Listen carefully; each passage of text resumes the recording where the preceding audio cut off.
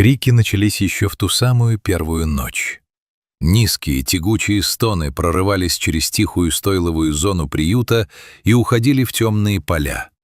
Они не прекращались, когда всходило солнце, или когда ее новые воспитатели принесли свежее сено и погладили ее широкую голову. Час за часом звук катился дальше, грубый, печальный, почти человеческий в своей скорби.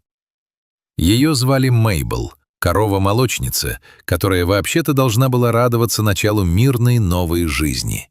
Но вместо того, чтобы отдыхать в комфорте, она ходила по стойлу, глаза широко раскрытые и мокрые, копыта нервно перемещались по соломе. Каждый раз, когда воспитатели думали, что она может успокоиться, очередной крик вырывался из ее груди, тяжелый и оголодавший. Семья, которая взяла ее, была измотана, тревожилась и глубоко волновалась. Я никогда не слышал ничего подобного. Позже ее владелица признала, что она не звучала просто беспокойно. Она звучала так, как будто скорбела. Но скорбела о чем? Больна Мейбл? Страдает от скрытой болезни? Были ли переезд и смена условий травмой из ее прошлого? Или было что-то еще? Что-то, что никто не мог увидеть и что не давало ей обрести покой. Когда они, наконец, узнали правду, это повергло всех в оцепенение. Новая жизнь Мейбл должна была стать ее счастливым концом. После лет службы как корова-молочницы ее привели в приют, Sanctuary, где спасенные животные, наконец, могли обрести мир. Больше не было графиков доения, бесконечно повторяющихся циклов беременности и утрат. Только открытые поля, теплое солнце и нежные руки, чтобы заботиться о ней. Мейбл пришла из небольшой семейной фермы. По сравнению с многими, она получала хорошее обращение. Ее кормили регулярно, с ней обращались терпеливо. Фермеры любили ее по-своему. Но любовь не стирает реальность системы. За каждого вылупившегося теленка всегда следовала разлука. Одни телята продавались, других отправляли слишком рано. В каждый раз, когда Мейбл звала их, ее крики в конце концов стихали в молчание. Так работало. Когда Мейбл впервые вышагнула на территорию фермы, она казалась достаточно спокойной. Она принюхалась к подстилке из соломы, слегка пощупала землю перед собой и начала есть из свежей кучи сена. Воспитатели выдохнули с облегчением. Она устроится, она исцелится. Но той ночью начались крики. Они не звучали как дискомфорт или голод, они звучали как рана, которую никто не мог увидеть. Персонал пытался всем, чем мог. Приносили ведра теплого пюре, богатого сладкими злаками, включали тихую музыку, надеясь, что низкие мелодии ее успокоят. Расчесывали ее густую шерсть, шепча слова утешения. Даже оставляли лампу, горящую едва-едва, на случай, если ей станет страшно в темноте. Ничего не помогало. Мейбл ела, отдыхала по нескольким минутам, но потом ее голова поднималась, глаза блестели, и крики начинались снова. Длинные протяжные рыки эхом разносились по балкам. Топот копыт стучал об пол стойла. Соседи слышали это за пределами полей. «Она скорбит», — шептал кто-то. Она наверняка потеряла что-то. Другой предполагал, что ее преследуют воспоминания о ферме, о телятах, которых у нее отняли. Пришла ветеринар и провела полный осмотр. Пульс устойчивый, вес в норме, травм нет, инфекций нет. Физически она была совершенно здорова. Но крики продолжались, как и прежде. Воспитатели становились все более неуверенными. Некоторые признавались, что ночью обходят стойла, потому что звук глубоко их трогал. «Это не похоже на животное», — тихо говорил кто-то. «Это похоже на кого-то, кто скорбит». День за днем крики изнуряли. Мейбл ела меньше, теряла силы, приходила в истощение. Что-то было здесь очень неправильно. Какая память держала ее за горло, не позволяя уйти в сон? Вопрос висел над всеми, как штормовая туча. Не предупреждает ли она о грядущей опасности? Где-то поблизости был опасный зверь, которого она единственная ощущала. Или речь шла о чем-то гораздо глубже. Дни тянулись, а крики не прекращались. Ветеринар вернулся с куском бумажек анализов. Он проверял сердце Мейбл, легкие, делал анализ крови. Ничего. Она была сильной, абсолютно здоровой для своего возраста. Ее владелец, Джон, смотрел на бумаги и качал головой. Если она не больна, то зачем эти крики? Воспитатели начали шептаться о самой молочной промышленности. Все знали расписание.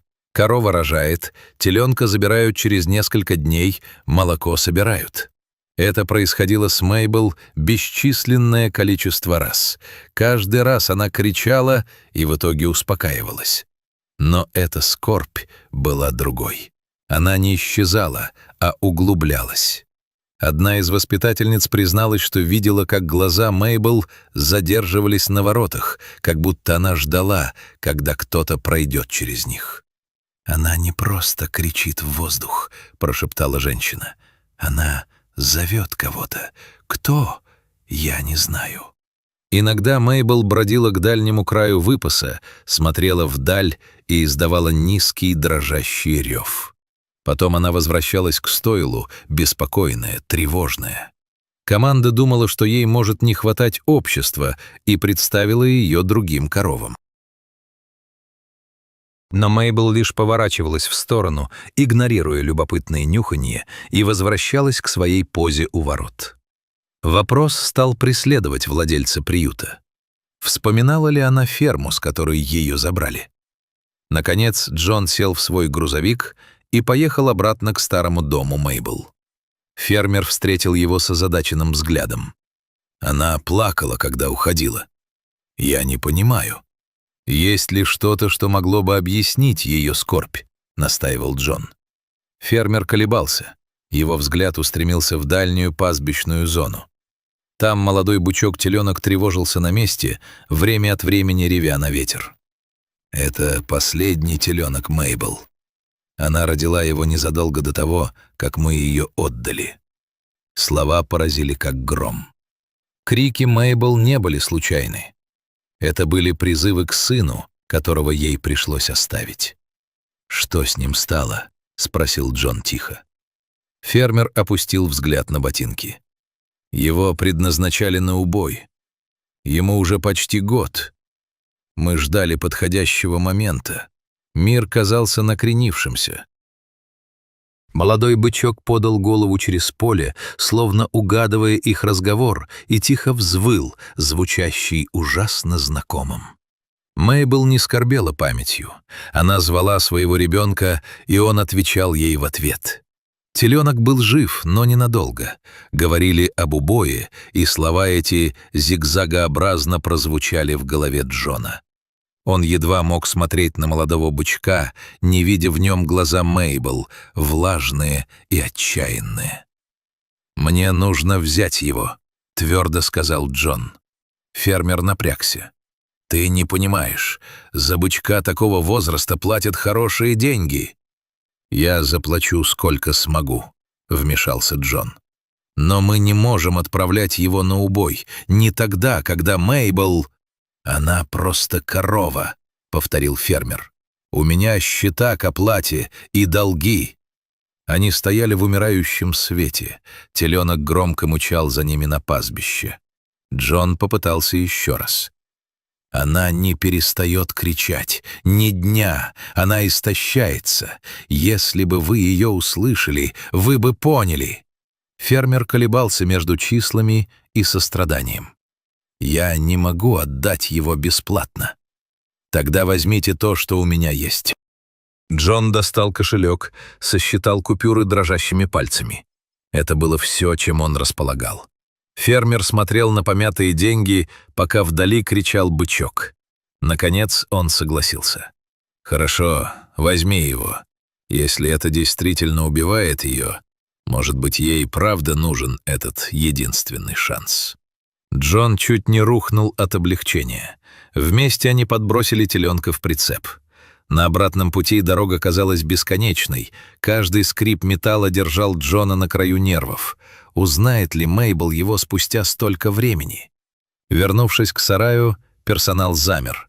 Голова Мейбл поднялась в момент, когда раздался грохот шин. Ее охрипшие крики теперь носили резкий оттенок срочности. Она прижалась к воротам, все тело дрожало. Дверь прицепа скрипнула. Изнутри раздался один крик. Мейбл ответила мгновенно звуком абсолютного узнавания. Теленок ступил на солому, моргая в свете. Как только засов открыли, Мейбл бросилась прямо к нему. Теленок прыгнул от радости, прижимаясь к ее боку. Мейбл вылизала его морду, шею, спину, будто доказывая себе, что он реально рядом. Он нырнул носом под ее живот и начал сосать молоко. Джон стоял как вкопанный, мурашки бегали по его рукам. Она звала своего малыша все это время. Непрерывное перемещение, скорбные стоны — это были крики матери, которая не сдавалась ради своего ребенка. Воссоединение изменило все. В первый раз за дни сарай ночью стал тихим. Мейбл была спокойна, довольна. Ее глаза были мягкими от облегчения, когда ее сын прижался к ее боку. Но ровно в тот момент, когда мир наконец обрел покой, вернулся ветеринар с результатами анализов крови, взятых при прибытии Мейбл. Немедленно на команду упала тишина. Воспитательница по имени Элли бросилась вперед. «Она больна? Пожалуйста, скажите нам». Ветеринар колебался, а затем хлопнул папку. Мейбл не больна. Она беременна. Эти слова ударили как гром. Беременна. Это не только прошлая скорбь подтолкнула эти бесконечные крики. Мейбл все время носила внутри себя еще одну жизнь. Ветврач объяснял с изумлением. Это редкость, чтобы корова так долго и сильно скорбела после разлуки. Большинство в первые дни плачут и потом идут дальше. Но Мейбл никогда не отпускала. Даже с другим теленком внутри нее ее инстинкты не исчезали. Крики Мейбл были криками матери за двух детей, один рядом с ней, другой еще в пути. Голос Джона сорвался. Она защищала обоих. Открытие перевернуло все. Скорбь Мейбл не была слабостью, это была непреклонность любить, несмотря на систему, созданную для разрыва уз. Сарай молчал, за исключением тихого сосания теленка и ровного дыхания Мейбл. Молочная корова обошла систему. Там, где другие ломались, Мейбл держалась. Она помнила, она ждала. И в конце концов она получила их обоих обратно. Новая жизнь все еще росла внутри нее. То, что когда-то считали лишь шумом, стало неуступчивым голосом матери, кричащей, пока кто-то не прислушается. Сезоны сменялись, и Мейбл становилась круглее. Впервые в жизни она не просто выживала в рамках цикла, она проживала его полностью, окруженная любовью и подросшим теленком Майлзом рядом. Затем, в ночь, когда небо светилось редкой урожайной луной, Мейбл вышла в роды. Служители собрались тихо в сарае. Справится ли она с этим последним испытанием? Часы шли, ее бока тряслись, но Мейбл не сдавалась. С силой, рожденной из каждого утра, когда она страдала, она принесла в мир новую жизнь. На соломе возник маленький скользкий комок. Теленок живой, здоровый, идеальный. Мейбл перевернулась мгновенно, язык прошел по новорожденному, мягко подталкивая его к жизни. Теленок пошатывался, падал и вставал вновь. Он приполз к вымени Мейбл, инстинкты подсказывали найти молоко, которое всегда брали до него. На этот раз не было никакой преграды. Ее назвали «Эклипс» в честь сияющей урожайной луны. Джон прошептал то, что все думали. Впервые молоко Мейбл пошло туда, куда должно было идти, к своему собственному ребенку. Сарай наполнился тихими рыданиями радости. После лет принудительной разлуки Мейбл наконец могла завершить связь, которую природа задумала с самого начала. Через недели под утренним солнцем развернулась сцена, которую никто никогда не забудет. В широком открытом пастбище Мейбл стояла высокая и спокойная. Справа — Майлз, ее сын, когда-то предназначавшийся для убоя, теперь молодой процветающий бык. Слева — маленькая Эклипс, резво прыгающая у тела матери. Мейбл подняла голову, глаза мягкие, уши ловили ветер. Мир исходил теплом и спокойствием из нее. Именно тогда воспитатели по-настоящему поняли, животные не просто живут, они любят, они переживают утраты, и главное, они никогда не забывают. Крики Мейбл не были слабостью. Это было доказательство неразрывной связи матери. Голос, который способен подтолкнуть людей к действию и изменить саму судьбу. И теперь ее голос не был наполнен горем, он был тихим, уверенным и, в конце концов, мирным. Вы знали бы, что означают крики Мейбл, если бы слышали их, или списали бы их за обычный шум.